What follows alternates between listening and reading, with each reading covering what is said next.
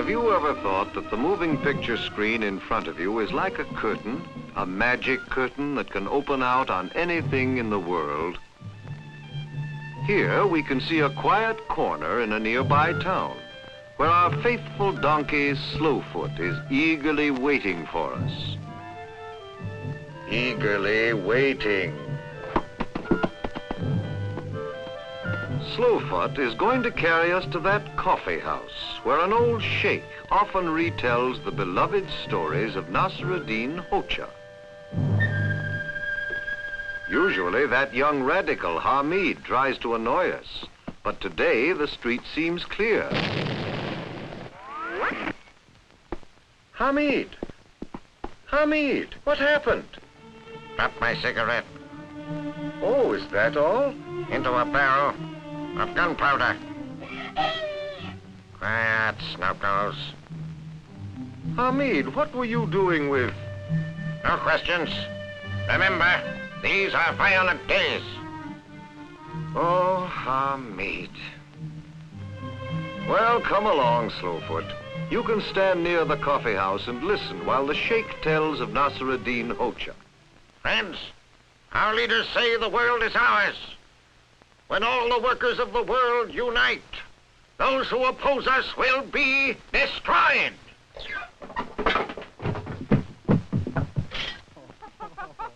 If you are not destroyed first.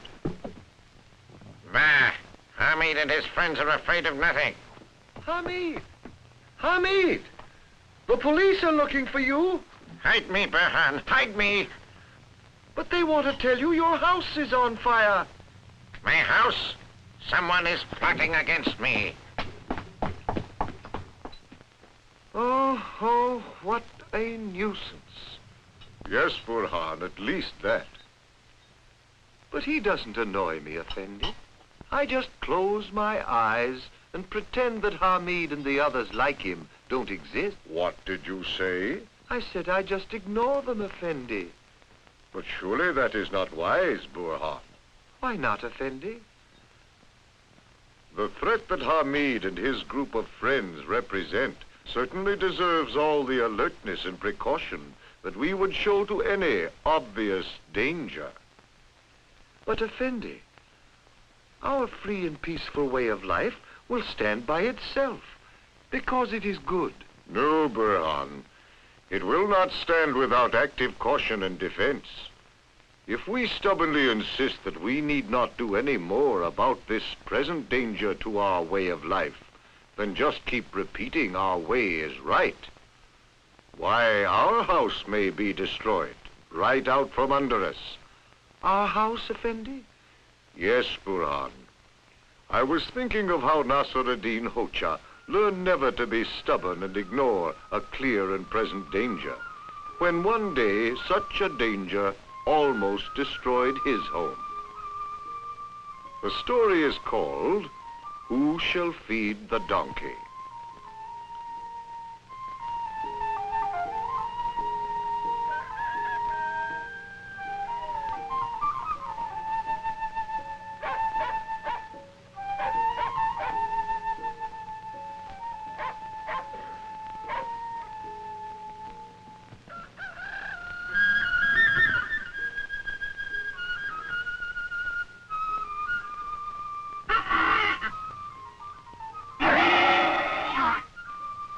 One morning, Nasr-ed-din Hoja was awakened by the hungry braying of his donkey. And because it was so early and the Hoja was so tired, he asked his wife to please go and feed the donkey. But his wife had her own ideas on this matter, which only made the Hoja absolutely insist that she feed the donkey.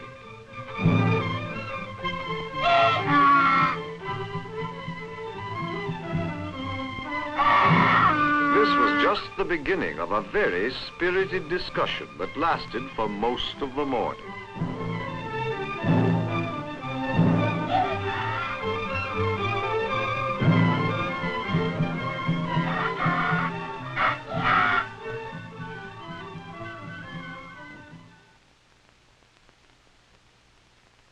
Finally, after they had argued themselves blue in the face and each was positive of being right, they fell into silence and decided that the first one who spoke would have to feed the donkey. For hours, the obstinate silence continued until the wife got so annoyed that she left the house to pass the day with a neighbor.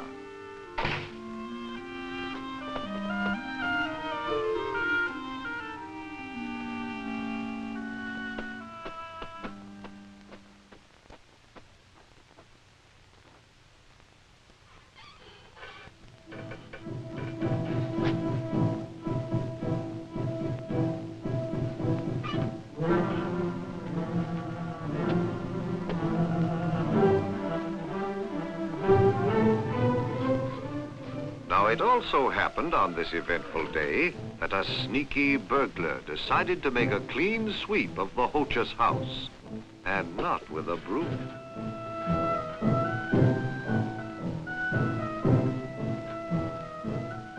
At last he saw the Hoja frozen in the chair, stubbornly refusing to speak and to recognize his danger. For a moment he wondered, and then the burglar decided, the old geezer must have had a stroke. What a day this is going to be for me.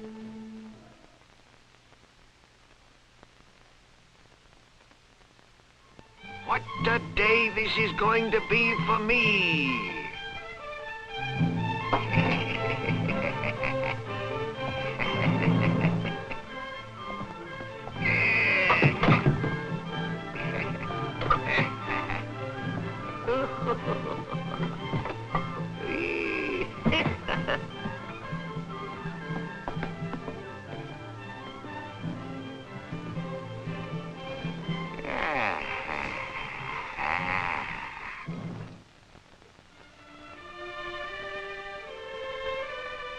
Blissfully unaware of all that was happening at home, the Hoja's wife began to feel sorry for her obstinate husband.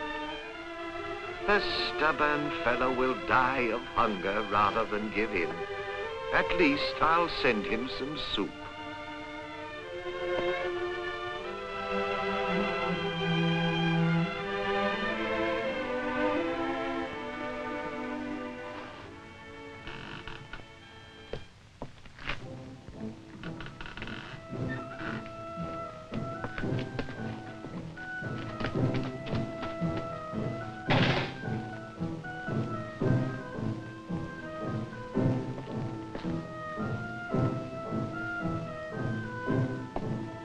You can well imagine the boys' astonishment at the wrecked house and the silent Hoja.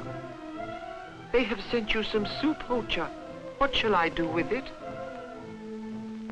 Still refusing to help himself by breaking the silence, the Hoja tried to make the boy understand that the house had been robbed and that his wife ought to return at once. But the Hoja's actions were so odd, the boy didn't understand at all.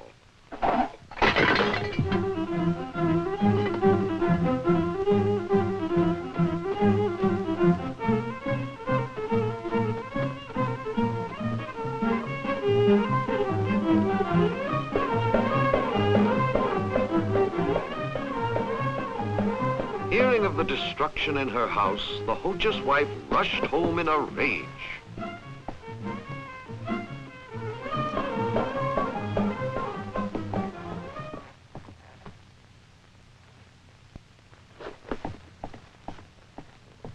Hoja, what is the meaning of all this?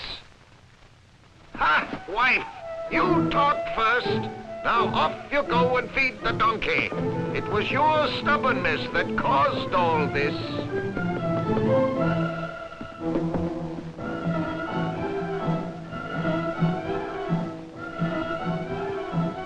But no matter who was to blame, the Hoja had learned his lesson. Never again would he stubbornly refuse to recognize the threat of danger when it came into his life.